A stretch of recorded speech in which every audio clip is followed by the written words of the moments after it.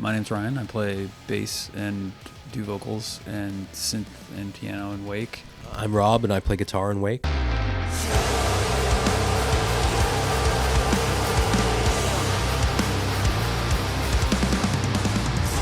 I like covers that don't seem conventional for their function within the music itself. So like we were even just talking about this in the van today. It's like if I see an album cover that's just like the typical form for the media, like, you know, you see all the same skulls for all the same death metal covers, and it's like, okay, like it's never gonna make you ask any questions.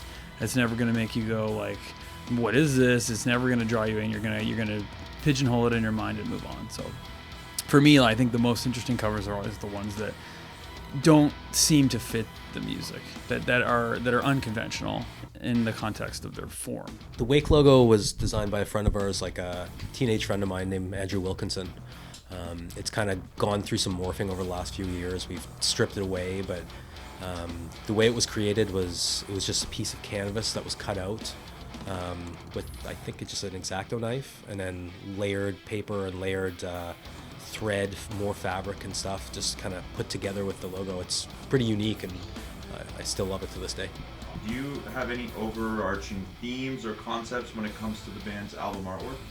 That really isn't the band style at all in terms of having one overarching theme. We're usually like chasing a new thing at any given moment. That pretty much reflects why all the covers are all different, because we're really keen on doing what feels right in the moment. So each one will be different because at that time there's just something that we all want to collectively express, at the moment. And that's what just comes out. So yeah, we rarely have one driving thing that's lasted for the entire band, other than working really hard. That sounds like a job interview. Thought from Descent and Confluence both have pretty distinctly different cover art styles. How did you approach the last few records? Like a lot of us thought that the record had a psychedelic vibe to it. Yeah. And I think Samantha really hit the nail on the head with the psychedelic vibe mixed with 90s black metal record covers, like with the person almost on the mountain in the woods, that kind of thing. And it also has almost like a Black Sabbath feel, like you said, the 70s prog, that too as well. And I think that was the way that all came about, was a bunch of back and forth, sending stuff that we thought was cool, and Samantha sending stuff back to us, thinking that we would be into it, and we definitely were. And I'd actually say for Confluence, that's really funny because it's kind of reverse. Like the art, we chose the art because we liked the art before we had the record finished. And then Kyle wound up saying, hey, the art is different. I'm going to write something different. And so the lyrics wound up being completely different than they would have been without the art. So we're like a really malleable group. We don't really we're not big on like hard creative rules. We're pretty keen on just doing whatever seems like a good idea at any given time. And I mean, there's hard lines. There's stuff that we probably won't do because none of us like it, but only because none of us like it. Not because it's like, no. Or if it just sucks. No. Or if it just sucks, it's like, no.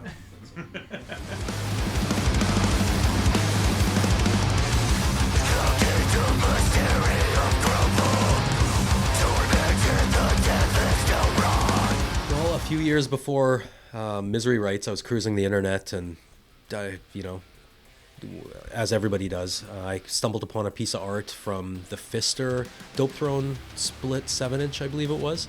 I instantly fell in love with the art and had to find out who the artist was, and it turned out it was our now good friend Alexander Goulet. When it was time for us to find artwork for the record, I sent it to everybody, asked what everybody thought about Alexander's art, and everybody was really into it, and we hit him up, and he was right away really into doing the art for us. And yeah, we developed a fruitful relationship with him, and we've worked with him up until today. So Ghoul is kind of like he's just a really diverse mixed media artist. Like he just within his format, he can kind of express a lot of different stuff, which is kind of what we're talking about for us too. Like we're kind of the same. So yeah, it's we have a lot in common. A lot of the stuff on our merch table is him. Yeah, if not all of it, I think. Yeah, I think every shirt. So yeah, he's a good friend, and he really gets us. So yeah, he does so much work for us. We like him a lot. Can you talk about any lyrical or thematic connection between your music and your imagery? Well, like I said, Kyle actually wound up writing a lot of the vocals for Confluence because of the art that we had. So that's one time when it kind of was like a symbiotic relationship. But I also kind of think that like we tend to find art that reflects whatever moment we're in at any given time. Like there's a reason why the cover for Misery Rites is just like extremely like depressing and sort of hard to, unpalatably difficult to look at, because that's sort of the theme of it's the feeling of what was happening at the time. And there's a reason why the new record covers got more color and looks like a little bit more vibrant and looks like sort of saturated out and like kind of, because that's kind of how we felt when we were putting it together, that it was sort of a place where we were all living when we were making this. So I mean, it's sort of weird how all of these unconscious things come together to make these kind of relationships, but like they definitely exist. Like they definitely do. So last question, what are your favorite album covers of all time, or bands just that knock it out of the park visually and musically for you? You know, I think if I had to pick one, I'd take In on the Kill Taker by Fugazi, because the pieces of it and the name of the album were just from a piece of found things that Ian MacKaye found on the ground in somewhere in DC, and they named the record after it and put it on the cover. And I just think that's a really cool way to approach your own music that you like, as anyone who likes Fugazi knows, that you've obsessed over for the last 2 years and worked on super hard, and then the cover is just something you found on the ground. It's just really cool that is, and then it looks cool and it fits what they were doing with the record, and it's just interesting to have that kind of like, it comes back to actually what we were talking about with our covers too, where it's just like that kind of reflects what they were doing. That reflects how Ian MacKaye was thinking about music at the time. Like I just think that's super dope. So I think it's impossible to pick one, but I'll pick that because I think that's a good story. and I love Fugazi too. So there you go, 2 for 1. Ooh, that's a hard one. If I had to pick something off the top of my head, I guess it would be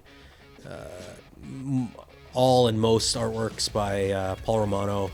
And if I had to pick one, I guess I'd go probably with Macedon Remission. Super simple, super straight to the point, even down to their logo.